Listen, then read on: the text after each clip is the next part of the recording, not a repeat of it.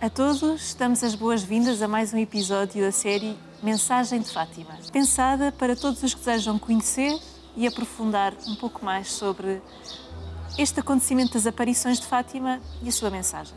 Nos episódios anteriores, vimos como tudo começou na primavera de 1916, com a aparição do Anjo da Paz. Em Aljustrel e Fátima, o anjo aparecerá a Lúcia, Francisco e Jacinta, três crianças pastoras, e há de levá-las a percorrer um itinerário espiritual que as disporá a acolher aquilo que Deus, no ano seguinte, em 1917, lhes pedirá pelas mãos da Senhora do Rosário.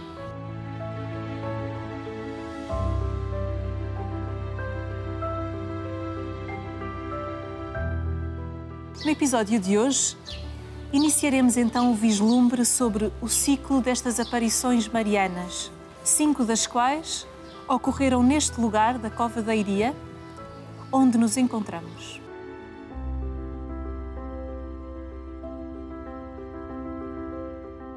Em cada aparição, Nossa Senhora repetirá com insistência o convite à oração, sobretudo a oração do Terço do Rosário. Encontramos-nos então aqui, neste espaço, no recinto de oração do Santuário de Fátima. O coração do santuário é naturalmente a Capelinha das Aparições. Ela marca o local onde se deram todos os encontros de Nossa Senhora com as três crianças, todos nos dias 13, entre maio e outubro de 1917, à exceção de agosto.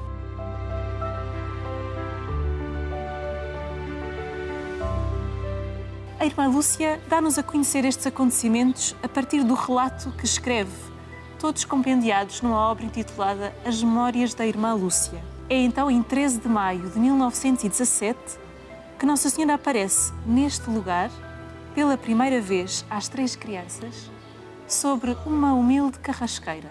Era então domingo, depois das crianças terem ido à missa na igreja paroquial de Fátima, juntamente com as suas famílias, soltaram as ovelhas para as levar a pastorear. Naquele dia, Lúcia escolheu aqui, a Cova da Iria, propriedade de seus pais, para pastorear o rebanho. Estavam perto de uma moita, no local onde posteriormente se construiria a Basílica de Nossa Senhora do Rosário de Fátima.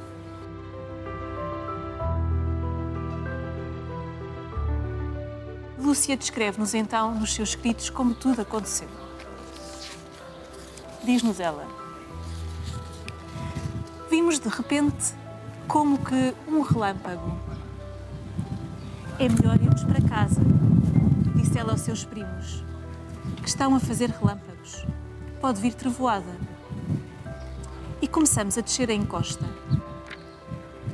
Ao chegar, mais ou menos a meio da encosta, quase junto de uma azinheira grande que aí havia, vimos outro relâmpago e, dados alguns passos mais adiante, vimos sobre uma carrasqueira uma senhora vestida toda de branco, mais brilhante que o sol, espargindo luz, mais clara e intensa que um copo de cristal cheio de água cristalina, atravessado pelos raios do sol mais ardente. Parámos surpreendidos pela aparição. Então, Nossa Senhora disse-nos: não tenhais medo, eu não vos faço mal. De onde é vosso mecê? Lhe perguntei. Sou do céu. E que é que vosso mecê me quer? Vim para vos pedir que venhais aqui 6 meses seguidos, no dia 13, a esta mesma hora. Depois vos direi quem sou e o que quero. Depois voltarei ainda uma 7ª vez. E eu também vou para o céu? Sim, vais. E a Jacinta? Também. E o Francisco? Também, mas tem que rezar muitos terços. Quereis oferecer-vos a Deus para suportar todos os sofrimentos que Ele quiser enviar-vos, em ato de reparação pelos pecados com que Ele é ofendido e de súplica pela conversão dos pecadores? Sim, queremos.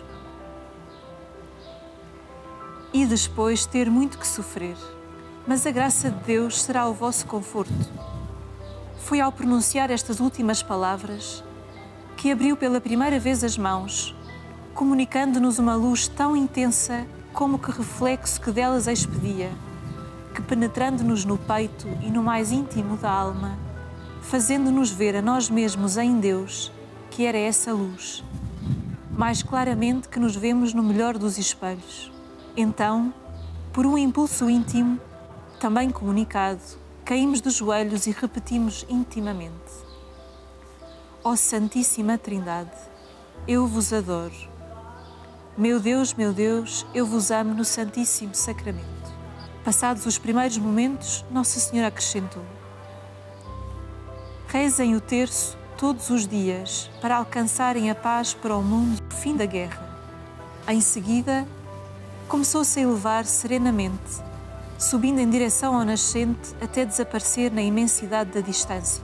A luz que a circundava ia como que abrindo um caminho no cerrado dos astros, motivo porque alguma vez dissemos que vimos abrir-se o céu. Desaparecida a visão e tendo ouvido a sua prima contar-lhe tudo o que Nossa Senhora dissera, Francisco, que não a ouvira, prontificou-se a rezar todos os terços que a Senhora quisesse.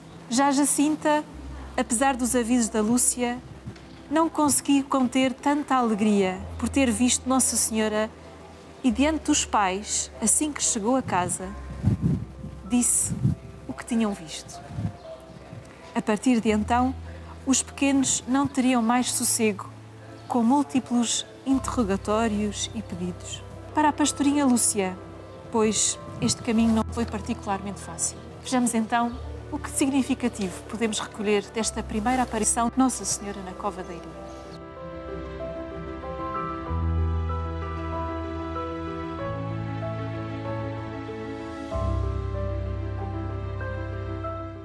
Esta primeira aparição de Nossa Senhora em Fátima é, digamos assim, aquela aparição da qual toda a gente já ouviu falar, mesmo quem não saiba que houve mais aparições, todos sabem que Nossa Senhora apareceu a 13 de maio, a primeira aparição. Mesmo que muitos pensem que foi só uma das aparições que nós conhecemos e que vamos dando a conhecer e nas quais vamos meditar ao longo desta série de programas. Esta aparição de 13 de maio de 1917 está já na nossa memória coletiva e gostava de começar pelo início, porque as primeiras palavras de Nossa Senhora são palavras bíblicas: não tenham medo, não temais, não tenhais medo. Palavras que ao longo da Escritura são repetidas várias vezes, inclusivamente as palavras que as mulheres, quando vão ao sepulcro, escutam do anjo: não tenham medo, não temais, porque algo extraordinário aconteceu. E são as primeiras palavras de Nossa Senhora aos pastorinhos: não tenham medo, eu não vos faço mal. Palavras bíblicas e que Nossa Senhora lhes transmite para que o seu coração se acalme, porque irrompe uma realidade totalmente diferente ao meio-dia daquele dia 13 de maio de 1917, na Cova da Iria. Uma realidade na qual se vêem a eles próprios, mas uma outra realidade, Deus, nessa luz mais brilhante que o sol, que de Nossa Senhora lhes chegava. Assim, nesta realidade que eles experimentam, a primeira pergunta de Lúcia, e isto é muito interessante, não é quem é vosso Messê, quem é? Tal como nós perguntamos quando alguém se mete connosco e não conhecemos: quem és tu? Quem é você? Quem é o Senhor? Quem é a Senhora? Não, Lúcia pergunta: de onde é vosso Messê? De onde é vosso Messê? Porque realmente Lúcia e os primos sentiram naquele momento que algo sobrenatural os começava a envolver para aquele diálogo que têm ali na Cova da Iria com Maria. De onde é vosso Messê? E realmente esta busca pelo céu era algo que nos pastorinhos estava já bastante presente. O desejo de serem mais e melhor, o desejo de Deus, o desejo de se superarem a si próprios, o desejo e o amor ao bem, de quererem realmente com a sua vida serem santos.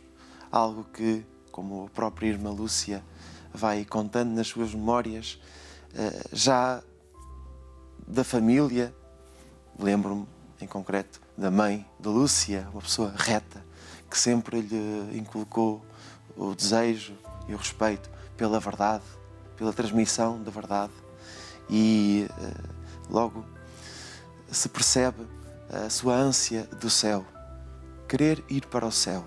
Era um desejo que já lhes queimava o coração e que depois vai ser bastante referido por Lúcia nas suas memórias ao longo das suas experiências com Maria, ao longo destas 6 aparições. Ora, e neste contexto, Lúcia pergunta a Nossa Senhora: vou para o céu? A Jacinta, o Francisco, refere a certa altura que perguntou também sobre 2 das suas amigas que tinham partido, ainda jovens, se realmente estavam no céu. Em relação à Lúcia, à Jacinta, vão para o céu. Francisco precisa rezar muitos terços, porque a oração também, já desde bastante cedo, e sabemos como na tradição familiar portuguesa a oração era um imperativo. E que oração? Qual a oração mais conhecida do nosso povo? É o terço. É a oração que, de tão simples e humilde, se torna acessível a todos. O breviário dos pobres, aquelas 150 Ave-Marias, são como os 150 salmos que os monges rezam e que o povo, não tendo um acesso tão grande e tão possível à Bíblia, realmente podia, digamos assim, substituir pela oração do Rosário, pela oração do terço. Por isso, era uma grande familiaridade já com o terço. Por isso, rezar para os pastorinhos era rezar o terço. Adorar era rezar o terço. Contemplar era rezar o terço. Nós hoje vemos alguma aversão à oração repetitiva, mas, de facto, o que é a nossa vida? A nossa vida é feita de repetições, é feita de rotinas. A nossa vida é feita de cumprimento de horários. É também ela uma rotina no dia-a-dia. Por isso a oração do terço, sendo ela repetitiva, ajuda-nos a estar perto de Deus, que no dia-a-dia, nas muitas repetições do nosso dia-a-dia, quer estar presente. Por isso, para os pastorinhos, a oração do terço era estar em Deus. Não admira por isso que Nossa Senhora lhes tenha dito, neste caso à Lúcia, a interlocutora, que Francisco iria para o céu, mas se rezasse muitos terços, se continuasse a rezar. Precisava ainda de estar mais tempo junto de Deus, com Deus, diante de Deus, para, de facto, poder crescer na intimidade com Deus. Nossa Senhora, aquela que aponta, aquela que caminha com o povo de Deus, o povo humilde, que os pastorinhos ali representam, diante também do céu, para o conduzir a Deus. E realmente o céu é aquilo que eles desde logo sentem quando Nossa Senhora vai ao seu encontro.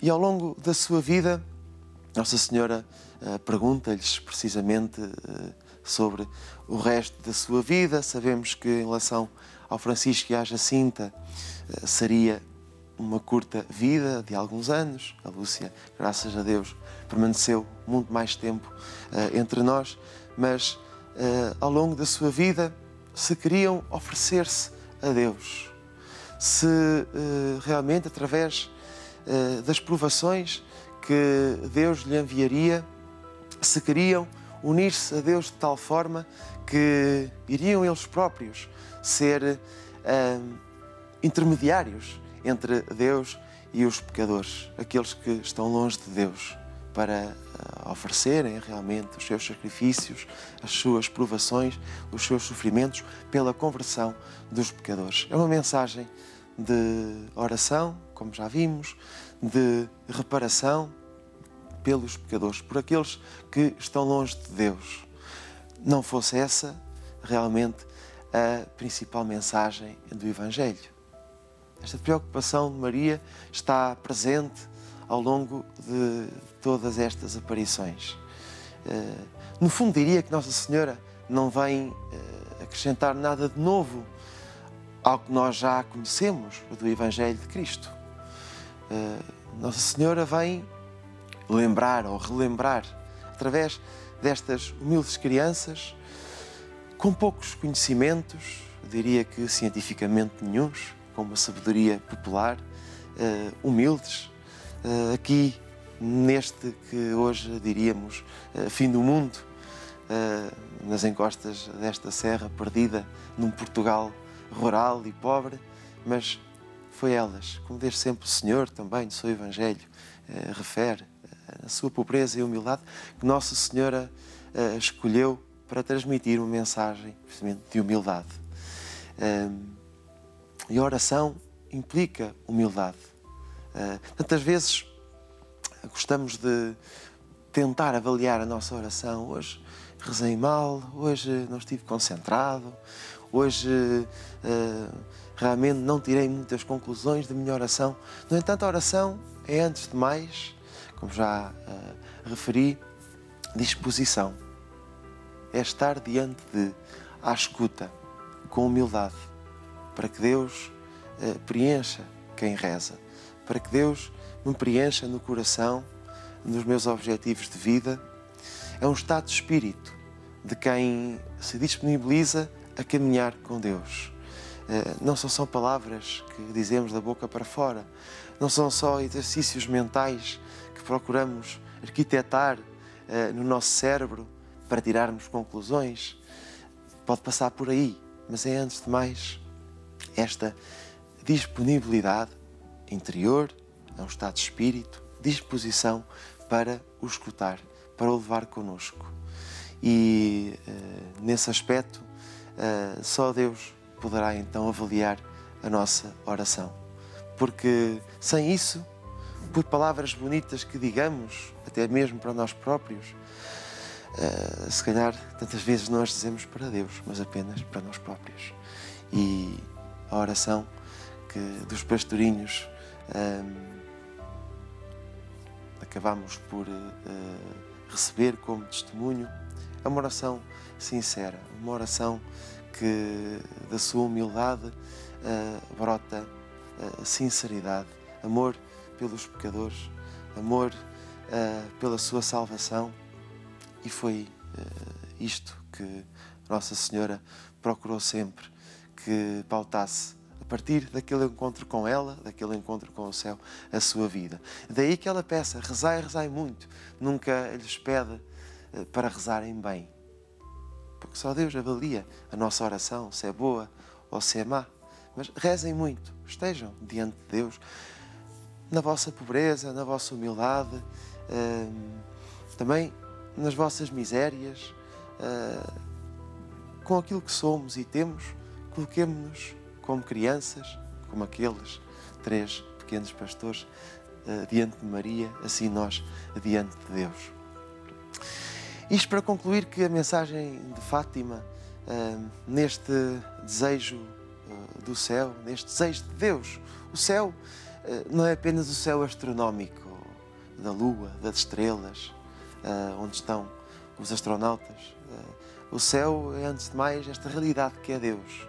E os pastorinhos a experimentaram. A irmã Lúcia conta que logo nessa aparição de maio, assim que Nossa Senhora os envolve mais intensamente naquela luz, eles ajoelham imediatamente em adoração. Meu Deus, eu vos amo no Santíssimo Sacramento.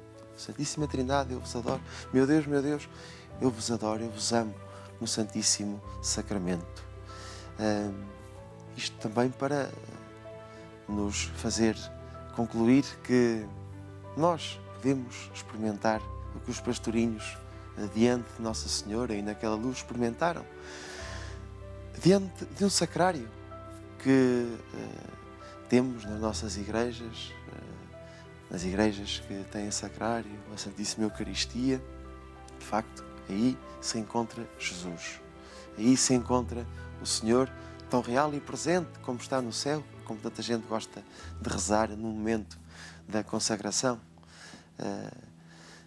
O Santíssimo Corpo, a alma, a divindade de Jesus, também no seu sangue, estão presentes na celebração da Eucaristia, mas depois também permanecem na igreja, em cada templo, para serem adoradas como a própria presença do Senhor. Nas espécies eucarísticas está o próprio Senhor, o próprio Deus. Algo que os pastorinhos puderam experimentar nas aparições do anjo. No fundo, prepararam as aparições de Nossa Senhora.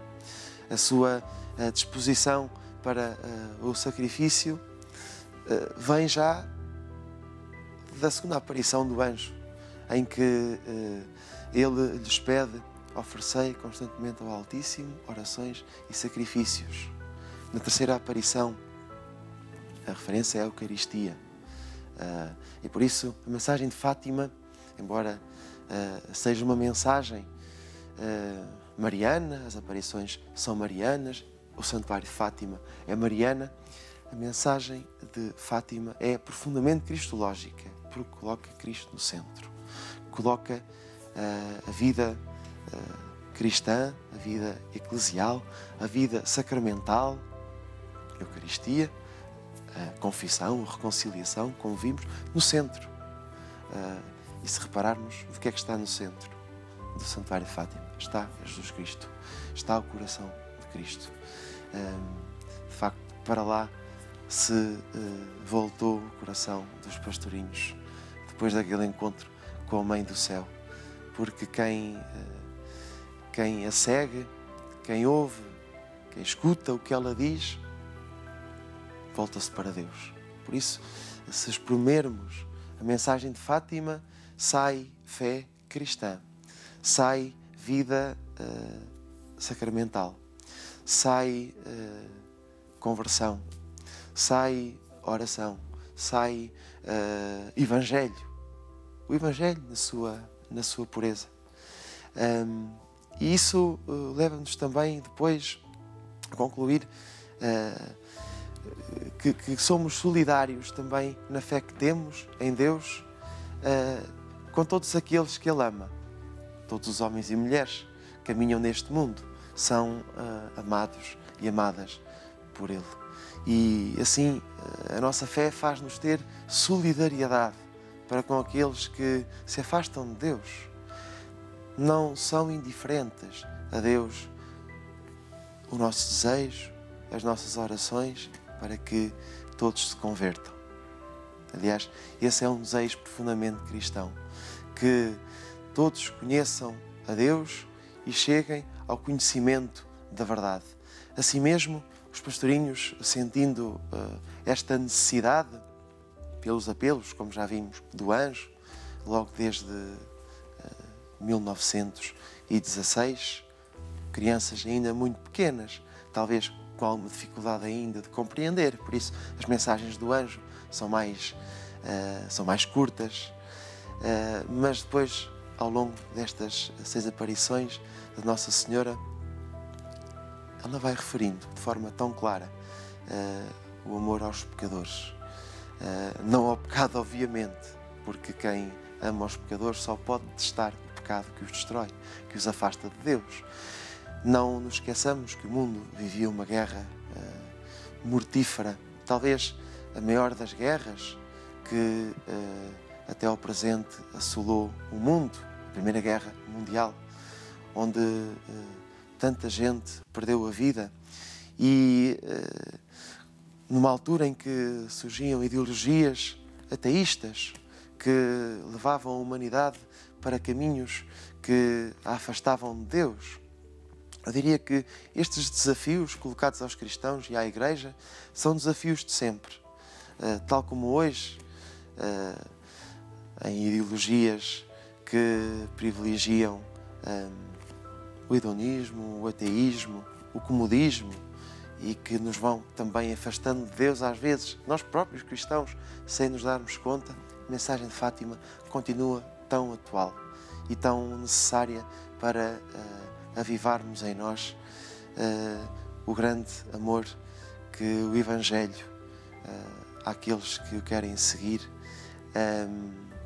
se manifesta precisamente na nossa vida e na nossa sensibilidade, porque o grande desejo do Senhor é que todos possam experimentar esse céu, não só num futuro mais ou menos distante, mas já hoje, neste mundo, que o céu possa realmente passar pela nossa vida e dar a experimentar aos outros com quem nos cruzamos esta presença de Deus. Não deixa de ser interessante, para terminar, que mesmo as pessoas que possam estar afastadas da Igreja e até tenham, na sua experiência pessoal, alguma aversão, às vezes, ao contexto eclesial, muitas delas, apesar disso, manifestam gosto e bem-estar em Fátima, na presença de Deus, porque aqui está Deus, no ambiente que se vive, na oração que se convida a fazer, que é tantas vezes também de introspeção, de encontro com Deus em nosso coração, onde Ele nos habita, para de nós, que com Ele nos encontramos, poder chegar então a muitos corações e possam realmente também eles voltar-se para Deus e converter-se. Arrependei-vos e acreditai no Evangelho. Começamos com a aparição de Nossa Senhora em Fátima no dia 13 de maio de 1917 e terminamos também como começamos, com o Evangelho, porque a mensagem de Fátima é Evangelho, é oração, é conversão, é caridade, é Cristo em nós, que Nossa Senhora nos traz para que habite sempre mais e mais intensamente na nossa vida.